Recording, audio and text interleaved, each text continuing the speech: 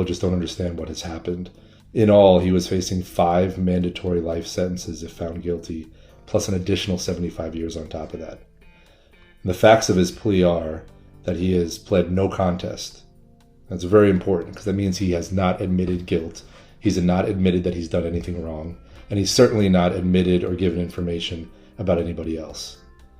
He's been found guilty, and in exchange, the state has dismissed the 2 murder counts, the conspiracy to tamper with a witness count, and the charge about directing the activities of a criminal gang. He's going to be sentenced to 10 years in Florida State Prison, followed by 6 years of probation with credit for time that he has served. And he's required, as a part of that, to sit down and give what's called a proffer. Typically, when you hear the word proffer, especially in a criminal case, it's when a witness offers information or will explain what they would testify to if called at trial or a hearing. It's unfortunate that we use that word today in court because that's not what's going to happen in this case.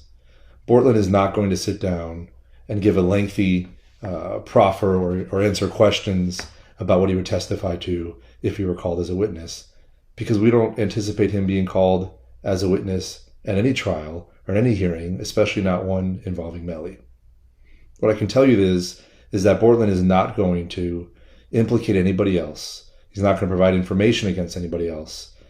Melly's name is not even going to come out of his mouth when he's talking to prosecutors in this case.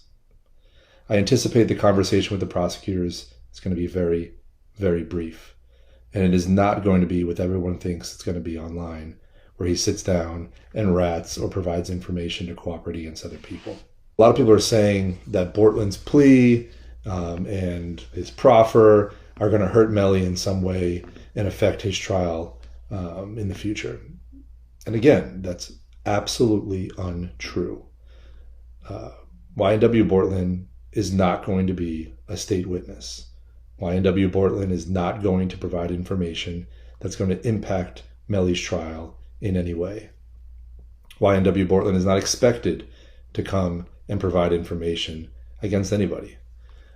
So to be clear, his plea, his proffer, and anything surrounding it will have absolutely no impact on Melly's trial.